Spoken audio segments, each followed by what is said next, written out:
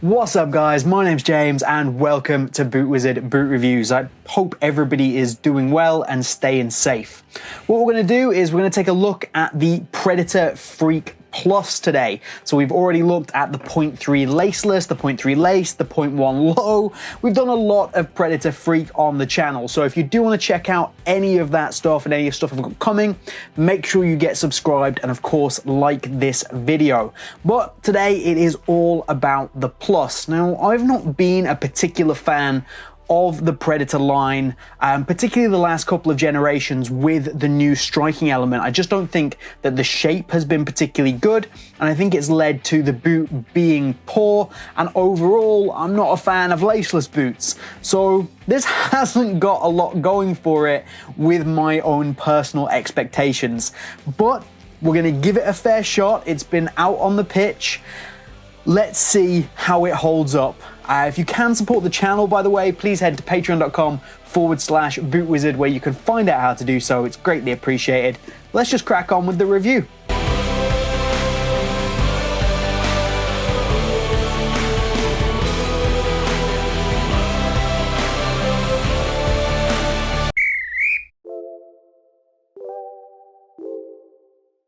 Okay, firstly, brand new box for the Predator. And it's kind of brand new. It's the same box that they used on the last few colorways of the old Mutator. But I did really like that box that lifted up and kind of raised the boots out that you got with some of the earlier colorways. So I'm sad to see that leave, but this is still a really nice presentation box. And as we pull this open, separate sections for the boots, and you do get a string bag, which is the standard Adidas string bag. But I've got to the point now where I'm just happy that things are at least color coded and we're not just getting a generic black and white string bag on everything. This is also a laceless boot, so of course you get the shoehorn. But none of this is interesting when it comes to performance, so less of that, more of this.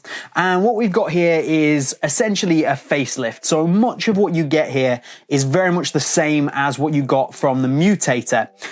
But I actually think they've made some significant and some impressive improvements here. So you still get a fully one-piece prime knit construction.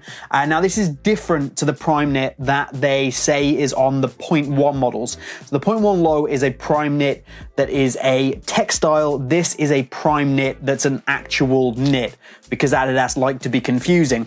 So this material is a little bit nicer. However, the way that the boots are now constructed with this brand new Demon Skin 2.0, where all the spikes are slightly more spread out, they're a different shape, it has made the boot overall that little bit softer. However, the difference isn't as huge now between the Plus and the 0.1. The feeling you get from the spikes is exactly the same, because it is the same on the Plus and on the 0.1. So you can see here the spikes, the positioning, the materials, even generally the amount of spikes, although there is a slight difference, are actually exactly the same between the two boots, and they feel very, very similar. If we compare that to what you previously got from the other range, you've got this one here with a softer upper because of the prime knit and a more aggressive spike layout and spike material. And then here you have this slightly harder rubber that wasn't quite as nice with a much stiffer feeling upper. Like this compared to this and this is just simply worse. So this is an improvement, but we have to consider that because they have improved both of these models, this one, the low, the 0.1 substantially, to the point where it now feels more like the Plus, does that actually make this more obsolete? Because why would you go out and buy this one when this one feels very similar, but you get lockdown and it's significantly cheaper? Enough about that, we'll get onto that later, so stick around. But back to the tech and the performance. The liner on this is fairly standard, but there's no padding, there's no additional foam or anything like that between the prime knit and the liner. So it's trying to keep the boot and the touch on the ball as close as possible to your foot, but obviously the overwhelming sensation is of these rubber demon skin spikes.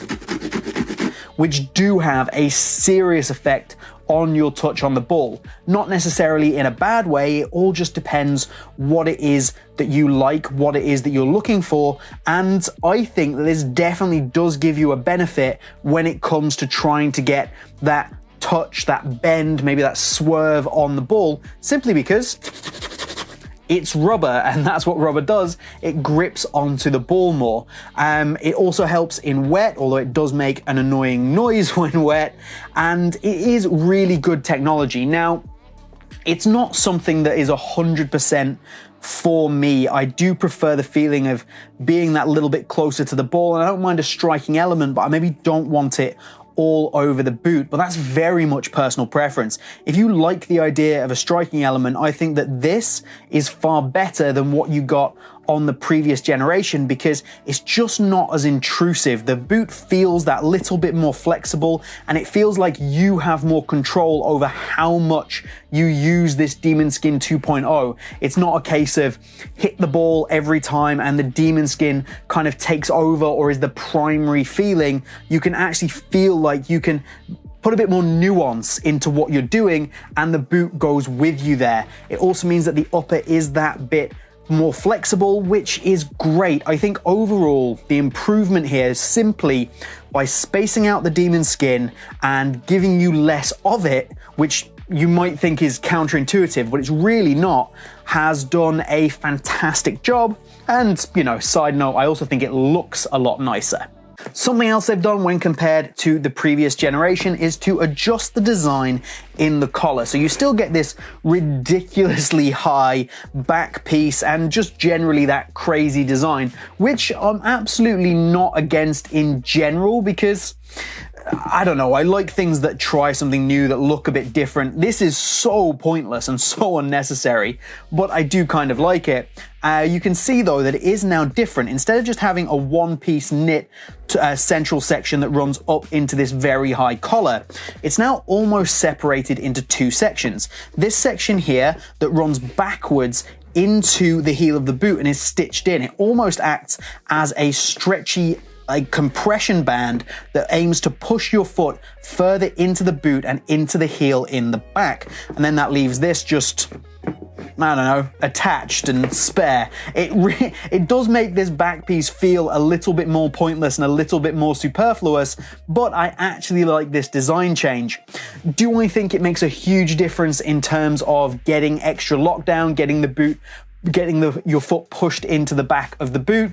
Not really, but it potentially does give a bit of an improvement, and when you combine it with the change of the Demon Skin and the way that affects the upper, it's lots of little details, little refresh points that do make the boot better in my opinion. One to the other on the upper, right now I'll sit here and say I think that this is better, and the Demon Skin change makes it significantly better. The big advantage though to this particular section, which we will talk about more when we get into the fit and comfort section, is that it makes the boot significantly easier to put on. These are all little pluses that all really add up to a boot that is certainly an improvement over the previous generation. Plus level models from Adidas have come on leaps and bounds recently, and the lockdown is more than adequate here. This isn't something like with some of the earlier Laceless models where I would just say steer clear, don't go near them, the lockdown's horrific, it makes the boot really poor. You actually feel quite locked into this, and I could wear it into a game.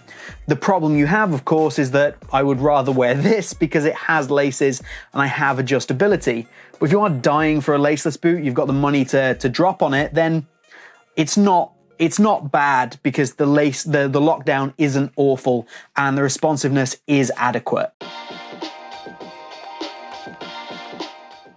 Okay, tooling. So here you will notice this is not the standard Predator tooling. This is the AG plate. So this is designed for artificial grass, but I do have the FG plate to show you as well, which is on the 20.1 low.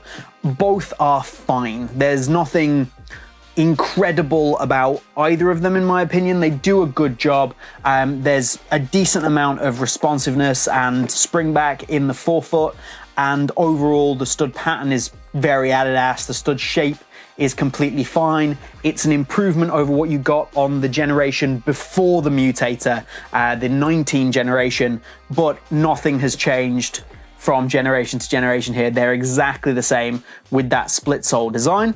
I did want to pick up the AG in this plus level model though for a couple of reasons. The first one being that I believe this AG plate and the way it's designed actually gives you a little bit more width through the midfoot of the boot, and I generally have a problem with the Predator, both the current generation and this generation, where the boot is slightly too tight through the midfoot. Now this isn't about my particular foot because I don't have a particularly wide foot at all, but the midfoot is just too tight based on the way the boot is designed. Now, by switching out that FG plate for an AG plate, you do manage to get a little bit of relief through there. It's not perfect, it's not a huge game changer, but I do think that it makes a big enough difference that I basically wanted to give the AG a go. And then I also wanted to pick this up because recently Nike have switched their AG plate. Now, I haven't got the new Nike AG plate in yet, although I will have soon, so get subscribed to pick that up. And they've moved away from the AG Pro that I always described as an excellent FG AG option, so it's really great for both surfaces. This is an AG plate. It's not for FG, but I think it possibly now takes over as the best option for FG and AG. Now, I do have to say that I haven't had that Nike AG Pro in hand yet. I'm purely going off pictures, what I've seen, what I've heard, and I could be completely wrong. But I think that this, from the shape of the studs, the amount, the length, looks to be a better FG AG option when you're considering that from the top two brands, basically. If you look at what Adidas do with their takedown model, so this is the 0.3, this is the MG or multi-ground, advertised for FG and AG pitches. It's obviously the same, like obviously the materials are different and some of the kind of strengthening is different, but it's the same. It's the same stud pattern, it's the same stud shape. So Adidas obviously think that it can do a job on both pitches, and it's actually fairly decent. I don't dislike this at all. I think they've done a very good job here. Again, you can make an argument that the older AG on Adidas was better for pure AG, which is the direction that Nike have gone. Oh, I'll stop there. That is a whole other video worth of conversation about AG plates. But anyway, we've got the AG, the traction is good on both the FG and the AG, this is good FG AG, and that's it, move on. All right, let's do the weight. We have many boots we can weigh.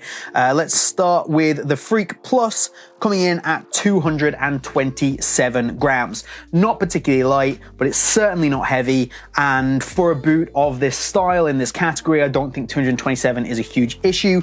If you want a super lightweight boot, look for something that is advertised as a speed boot rather than this, which is kind of a control/power boot that Adidas are going for. So 227, 28 grams. These are all the same size, by the way, US 8. Let's throw the old model on, see if there's a difference.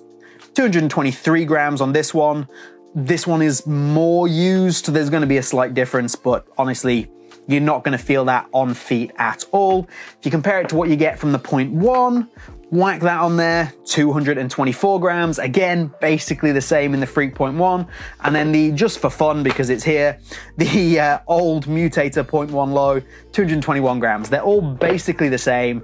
There's not much to talk about here. Don't worry about the weight. If weight is a primary concern, don't buy a Predator. Okay, value for money. First thing to consider, is this better than what it replaces? So should you go out and buy this instead of buying this on sale? Now, it is a facelift, it is very similar. However, I do think that this is better and is better by a large enough margin to justify being a new model and justify going out and buying this one if you're looking for the best performance over this one. Now, of course, this will be available on sale and you might be able to get a great deal, but if they're fairly close, I would suggest that this is the better boot. However, we are doing a boot comparison a little bit here. You have the 0.1 low. So this is coming in at 270 euros. This is coming in at 220 euros. So this is, in my opinion, this is simply a better football boot. The 0.1 low is a better boot than the Plus because, well, one, it looks better, in my opinion at least. And also you get the adjustability in the lockdown, but you get almost every other benefit of that Plus level model. You still get the same demon skin. The upper feels very, very similar this time round. I just think that this is a better boot and you can save yourself almost 100 euros, maybe not quite, but you can save yourself a lot of money by picking up the 0.1 or the 0.1 low instead of the Plus. It's really quite simple in my eyes that you buy this over this. My other tip is that Adidas 0.1 models, for some reason, are more expensive in euros than they are in pounds. So if you can buy it in pounds, you will save yourself a lot of money. I will leave links down in the top comment so you can pick up these or these in either euros or pounds. So if you can get shipping from the UK in pounds, you will save yourself some cash. Plus level models are too expensive. Overall, 270 euros is for a boot. I just swore, I'm gonna have to edit that out. And the 0.1 is better value for money, but the Plus is an improvement over the previous generation. Fit and comfort. Now, this is something that we've kind of discussed in bits and pieces as we've gone through the video, because it is very important to a laceless boot what the fit and comfort is like. And it is improved over the previous generation. The upper is that little bit softer. The AG plate makes it that little bit wider than the FG plate. However, it still absolutely has the same problem as the previous generation, where it's too tight through the midfoot and too wide through the forefoot. However, on the AG plate, again, I have less room in the toe box, like less volume, and this is a good thing when you compare it to the 0.1 low in the FG, because this is insane in my opinion with the amount of room I have in this toe box area and the way this new material kind of spreads the toe box out. The AG plate and the prime knit together do mean that this sits in that little bit narrower. You can even see it if I put the boots side by side. There's a different shape in the toe box of each boot, and this one has much less volume in it. So with the 0.1, where I said if you can get away with it, you should go down half a size. With the Plus, I don't recommend that. I would say go true to size and you should get a pretty good fit. Although if you are between sizes, you're kind of unsure, go down the half here. But that I find very interesting. Just that combination of a slightly different material and the AG plate makes that better. So that's literally my advice, is to maybe pick up the AG plate if you can, because it is a little bit better. And I'd be interested to hear from anybody who's in Asia who's maybe tried the hard ground version, the HG version, because I would imagine that that's going to be even better still for alleviating that kind of midfoot cramp, that midfoot tension that this boot puts on. In short, I think that the shape is still wrong. I still think it's too tight through the midfoot, too wide through the toe box. As a result, I can't recommend this for people who do have wide feet because of how tight it is through the midfoot. And of course, it's one piece, so getting it on is going to be that little bit more difficult. And that's certainly moving in the right direction with the Predator. Still not my personal favorite boot, but honestly, some boots are just not for some people, you know, like there's certain things that each individual looks for in a boot that they're really going to enjoy. And most of what the Predator has on offer isn't really what I want to grab in my football boots. But I can definitely respect where they're going with this. I can definitely respect that this is a better boot than what they previously came up with. And I'm still excited about what Adidas are going to bring with the next generation, because they're definitely going in the right direction here. There's a lot of positive improvements.